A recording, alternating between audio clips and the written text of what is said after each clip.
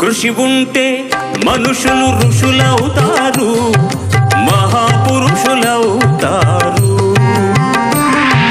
తరతరాలకి తరగని వెలుగవుతారు, ఇలవేలుపులవుతారు.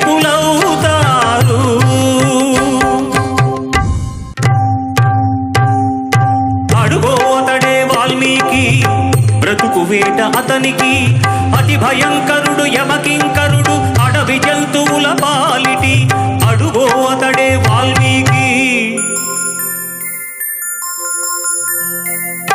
పాల పిట్టల చంట వలపు తేనెల పంట పండించుకొని పరవశించిపోయే వేళ, ఆ పక్షుల జంటకు గురి పెట్టాడు, ఒక పక్షిని నేల కూల్చాడు.